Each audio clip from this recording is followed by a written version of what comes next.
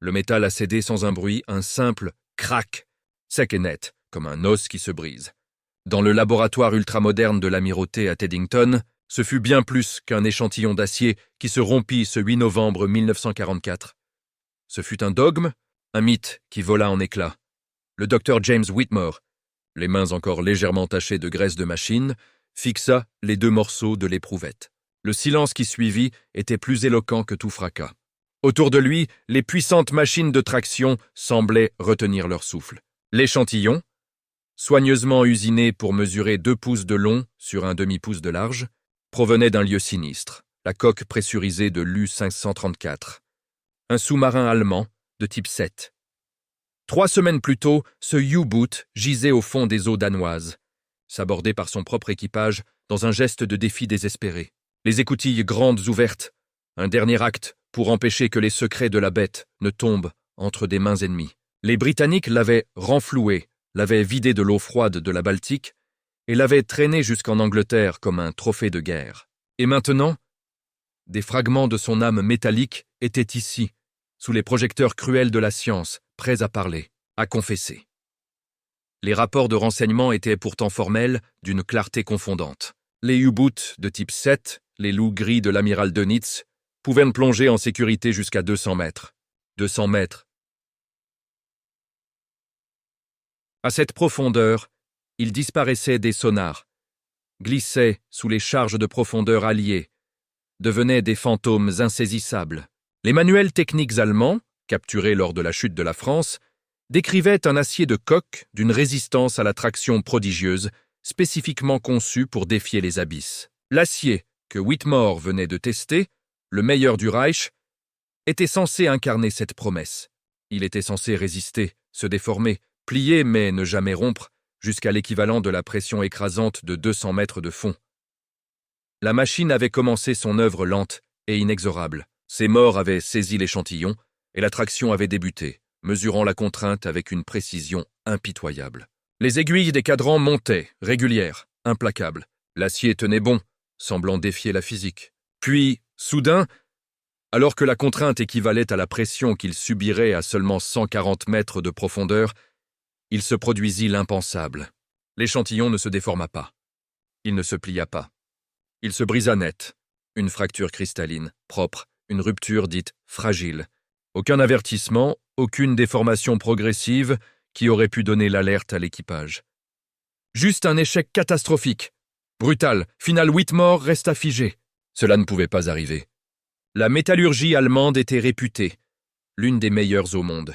Cet acier aurait dû tenir bien au-delà. Un frisson, qui n'avait rien à voir avec la température du laboratoire, lui parcourut l'échine. Était-ce une anomalie? Une erreur d'échantillonnage? Méthodiquement, il répéta l'expérience avec un second prélèvement de l'U-534. Le même rituel silencieux, la même tension montante et le même résultat terrifiant. Rupture nette à 140 mètres. Un troisième échantillon, identique. Le schéma était indéniable, d'une clarté aveuglante. L'acier des coques des U-boots allemands, celui qui devait protéger des dizaines d'hommes dans les entrailles de l'océan, cédait bien en deçà de sa capacité théorique. Il y avait une faille fondamentale mortelle, cachée au cœur de l'acier. Cette simple cassure, dans un laboratoire anglais, allait fournir la clé pour déverrouiller l'un des plus grands mystères de la bataille de l'Atlantique. Comment expliquer que tant de U-boots aient simplement disparu? Aucune épave retrouvée. Aucun survivant pour raconter leur dernier combat. Aucune trace de lutte, de feu, d'explosion. Juste le silence radio, éternel. Des loups gris qui quittèrent la meute pour s'évanouir dans les grandes profondeurs, avalés par l'immensité bleue. Les services de renseignement naval britanniques documentaient ces cas troublants depuis 1941. Sur les 783 U-boots perdus par l'Allemagne, près de 200 étaient reportés manquants dans des circonstances qui ne collaient à aucune attaque ennemie connue. Des sous-marins qui signalaient leur position, puis plus rien. Des disparitions dans des zones où aucun avion, aucun navire allié n'était présent. Des naufrages dans des abysses où toute récupération était impossible, laissant derrière eux une énigme insoluble. L'explication officielle allemande était toujours la même. Un mantra répété pour le moral de la troupe et la propagande. Coulé par l'action ennemie. Charge de profondeur. Attaque aérienne. mine. Mais sur les cartes d'état-major, les points ne s'alignaient pas. Les Britanniques et les Américains tenaient des registres d'une précision maniaque. Chaque charge larguée, chaque obus tiré, chaque grenade sous-marine lancée était consignée. Lorsqu'on superposait la carte des attaques alliées et celle des disparitions de U-Boots, un fossé béant apparaissait. Un nombre terrifiant de bateaux avait été rayé de la carte, sans qu'aucune action ennemie ne puisse en être tenue pour responsable. Pas le crépitement des mitrailleuses, pas le plouf, sinistre des charges, pas l'impact sourd des torpilles. Rien, juste le silence. Un silence qui, nous le savons maintenant, était celui de la tombe. On avait évoqué des attaques non rapportées, des champs de mines secrets, des pannes mécaniques catastrophiques. Mais les tests de Whitmore pointaient vers une vérité bien plus sombre. Une trahison venue de l'intérieur. Les U-Boots étaient-ils détruits par leur propre coque? L'acier, censé être leur armure, était-il en réalité leur bourreau? Un métal qui, au moment crucial, au lieu de les protéger, les condamnait à une mort foudroyante? Pour comprendre l'ampleur de cette trahison, il faut se pencher sur la bête elle-même. Le type 7 était l'épine dorsale de la Kriegsmarine. Pas une machine exotique, mais le cheval de bataille, le travailleur de l'ombre. 709 exemplaires construits frénétiquement entre 1936 et 1945, plus que toute autre classe de sous-marins dans l'histoire. C'était une conception éprouvée, réputée pour sa fiabilité et sa robustesse. Sa coque cylindrique était un chef-d'œuvre d'ingénierie. Assemblée à partir de plaques d'acier de 21 mm d'épaisseur, soudées avec précision. L'acier utilisé, désigné sous le nom de S52, était un acier à haute résistance, spécifié pour tenir 520 mégapascales, une valeur théoriquement suffisante pour atteindre plus de 250 mètres de profondeur. La profondeur de test officielle était de 200 mètres. La profondeur d'écrasement théorique, le point de non-retour, était calculée à 280 mètres. Les commandants le savaient, en dessous de 200 mètres, on jouait avec le feu. À 280 mètres, c'était un suicide, une implosion instantanée. La promesse d'une mort si rapide que le cerveau n'aurait même pas le temps d'enregistrer la sensation. Mais les tests en laboratoire racontaient une histoire différente. Une histoire de trahison. Rupture à l'équivalent de 140 mètres. Cela signifiait que la profondeur d'écrasement réelle de ces sous-marins n'était pas de 280 mètres, mais d'environ 180 mètres à peine. La marge de sécurité, cette précieuse réserve qui permettait de fuir une attaque en poussant la machine au-delà de ses limites, était réduite à zéro, nulle. Quand un commandant, entendant les charges de profondeur exploser près de lui, ordonnait « Plongée d'urgence !» et poussait les barres de plongée pour descendre à 190, 200 mètres, il ne jouait plus avec le feu. Il jouait à la roulette russe. Et il ne le savait pas. Son équipage ne le savait pas. L'acier, en surface, se comportait parfaitement. Il fallait la pression froide et absolue des grandes profondeurs pour révéler sa faiblesse cachée, sa fragilité mortelle. Mais pourquoi? Quelle malédiction s'était abattue sur l'acier allemand? Whitmore, tel un médecin légiste, examinant un cadavre, se tourna vers la microstructure du métal. Il passa l'acier au microscope électronique, cherchant l'histoire que les chiffres de résistance ne pouvaient pas raconter. Et l'histoire était là, écrite dans la structure même du métal. Les grains de l'acier étaient grossiers, irréguliers, mal formés. Des inclusions de scories, des impuretés, parsemaient la matrice métallique comme des faiblesses dans une muraille. Le processus de raffinement avait été bâclé, le contrôle, qualité, négligé. L'analyse chimique révéla une partie du problème, une teneur en carbone légèrement trop élevée, un niveau de manganèse un peu bas.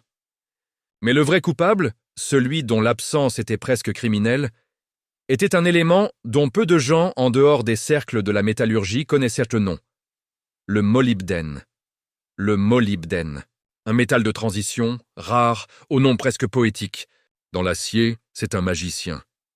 Il renforce la structure, aux niveaux les plus fondamentaux, améliore la ténacité, cette capacité à absorber de l'énergie et à se déformer avant de se rompre. Le molybdène est ce qui empêche l'acier de devenir cassant, ce qui le rend résilient face aux chocs et aux pressions extrêmes. La spécification de l'acier S52 pour les coques de sous-marins exigeait une teneur en molybdène d'environ 0,025%. L'acier de l'U534 en contenait moins de 0,05%. Une carence fatale. Et cette carence n'était pas un accident, c'était un choix. Un choix stratégique désespéré de la part de l'Allemagne nazie aux abois. Le Troisième Reich, asphyxié par le blocus allié, manquait cruellement de molybdène. Ses sources traditionnelles, la Norvège, le Canada, les États-Unis, étaient coupées. Les mines locales en Allemagne et dans les territoires occupés produisaient des quantités dérisoires, insuffisantes pour alimenter la machine de guerre gargantuesque. Face à cette pénurie, les planificateurs de l'économie de guerre prirent une décision calculée. Un pari macabre. Il fallait prioriser.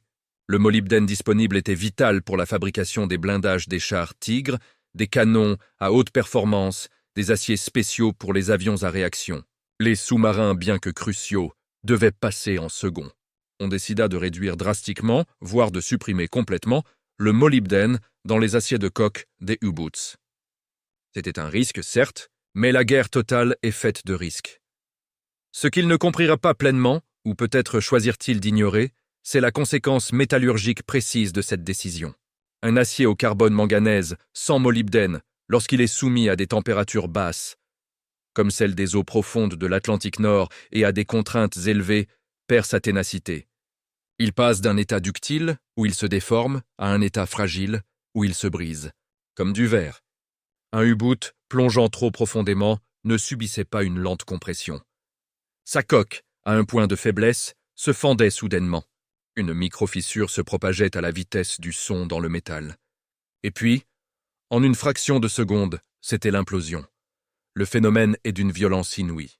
La pression de l'océan, jusqu'alors contenue, se rue à l'intérieur avec une force supersonique. La coque cylindrique se plie, se tord, s'effondre sur elle-même comme une canette de bière écrasée par un géant. Tout se passe en moins d'un dixième de seconde. La colonne d'eau, plus solide que du béton à cette vitesse, pulvérise tout sur son passage. Hommes, machines, tubes lance-torpilles. La mort est instantanée. L'épave, réduite à un amas de tordus méconnaissables, coule dans un nuage de débris, dispersé par les courants sur des centaines de mètres. Aucun corps, aucun survivant, aucune explication, juste une dernière détonation étouffée, captée peut-être par un hydrophone lointain, puis le silence retrouvé des abysses. Le 15 novembre 1944, le docteur Whitmore boucla son rapport. Les conclusions étaient sans appel. Résistance à la traction inférieure de 30% aux spécifications. Teneur en molybdène inférieure de 80% au minimum requis, profondeur d'écrasement réelle estimée à environ 180 mètres. Il soulignait le risque immédiat pour tout U-boot, approchant ou dépassant les 200 mètres. Le document, marqué secret, fut envoyé directement à l'amiral Max Horton, le commandant en chef de la guerre sous-marine des Alliés, un homme qui avait passé des années à traquer ces mêmes U-boot, Horton, un tacticien froid et pragmatique, comprit immédiatement la portée de la découverte. Il convoqua une réunion d'urgence le 20 novembre. Dans une salle enfumée, il réunit ses meilleurs officiers de la lutte anti-sous-marine, des architectes navals et des métallurgistes. Whitmore présenta ses résultats, montrant les graphiques et les photos des échantillons brisés. Selon les témoignages, un silence lourd s'installa après sa présentation. Puis vinrent les questions précises, techniques. Était-ce un cas isolé? L'échantillon de l'U-534 était-il représentatif? Les analyses d'autres épaves et les rapports des services de renseignement confirmèrent la tendance. Le problème touchait toute la production de U-boots à partir de 1943, au moins. La pénurie de métaux stratégiques gangrenait toute l'industrie allemande. Les implications tactiques étaient vertigineuses. Les charges de profondeur alliées étaient généralement réglées pour exploser à des profondeurs moyennes, autour de 150-170 mètres, pour maximiser les chances de toucher un sous-marin en manœuvre d'évitement. Mais cela signifiait que les U-boots, pour y échapper, plongeaient justement dans leur zone mortelle entre 180 et 220 mètres. Les commandants allemands croyaient fuir vers la sécurité. En réalité, ils plongeaient peut-être directement vers leur tombe. Horton posa alors la question cruciale. Pouvait-on exploiter cette faiblesse? La réponse fut un « oui », catégorique. L'ordre secret fut émis le 25 novembre 1944. Désormais, les navires et avions alliés devaient régler leur charge de profondeur pour qu'elles explosent bien plus profondément, entre 200 et 250 mètres. Il ne s'agissait plus seulement de les faire exploser près du sous-marin, mais de les forcer à plonger dans la zone où leur propre coque pouvait se retourner contre eux. Le sous-marin allemand était pris en tenaille, resté à moyenne profondeur et risquait d'être pulvérisé par les explosions, ou plonger plus profond et risquer l'implosion spontanée. C'était un choix diabolique. L'ordre était strictement confidentiel. Il ne faisait bien sûr aucune mention de la fragilité de l'acier. Il était simplement présenté comme une nouvelle tactique pour accroître l'efficacité des attaques en eau profonde. Les résultats ne se firent pas attendre. Les mois qui suivirent, décembre 1944 et janvier 1945, furent parmi les plus meurtriers de toute la guerre pour les U-boots, avec respectivement 31 et 38 pertes enregistrées. Un nombre significatif de ces disparitions eut lieu dans des eaux profondes de l'Atlantique, loin des côtes. Les rares commandants qui survivraient à de telles attaques rapportèrent des bruits étranges, inquiétants, des craquements secs dans la coque, des implosions lointaines captées par les hydrophones, qu'ils attribuèrent à de nouvelles armes alliées ou à des tactiques plus agressives. Le secret fut si bien gardé que la plupart des sous-mariniers allemands, jusqu'à la fin de la guerre, ignoraient qu'ils naviguaient dans des cercueils d'acier fragilisés. Mai 1945. L'Allemagne capitule. Plus de 150 U-boots se rendent dans les ports alliés, hissant le drapeau noir ou blanc de la reddition. Pour les métallurgistes britanniques et américains, c'est une aubaine. Ils purent procéder à des tests systématiques sur des dizaines de bateaux différents. Les conclusions furent unanimes. Les mêmes défauts microstructurels, la même carence en molybdène, étaient présents sur la grande majorité des U-boots construits après 1943. Une étude post-guerre, basée sur l'analyse des pertes et des rapports, estima qu'entre 127 et 170 U-boots avaient probablement été perdus à cause d'implosions dues à l'acier défectueux. Cela représentait entre 1500 et 2000 marins allemands morts, non pas sous le feu ennemi, mais trahis par le métal même de leur navire. Le rapport contenant ces conclusions fut classifié « secret défense ». Pendant 30 longues années, n'étant déclassifié qu'en 1975, et le docteur James Whitmore, il continua sa carrière discrètement, travaillant pour l'amirauté jusqu'en 1962 avant d'enseigner la métallurgie à Cambridge. Il ne parla jamais publiquement de sa découverte. Ce n'est qu'en 1979, lorsqu'il fut interviewé par l'historien Robert Chen, vieux et malade, qu'il évoqua brièvement cet épisode. Ces mots, rapportés par Chen, sont lourds de sens et de mélancolie. C'était la guerre. Il coulait nos navires. J'ai trouvé une faiblesse. Nous l'avons exploitée. Je ne me sens pas coupable. Juste triste. Triste pour tous ces garçons. Le livre de Chen, publié en 1981, contient un chapitre entier intitulé « Le tueur invisible ».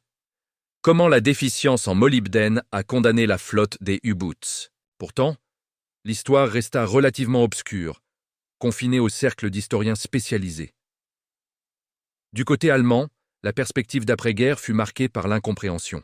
Dans leur mémoire, les anciens commandants de U-boots évoquaient ces sons étranges, ces disparitions inexpliquées de camarades. La vérité ne commença à émerger que dans les années 1990, avec l'accès aux documents déclassifiés et la découverte d'épaves en eau profonde.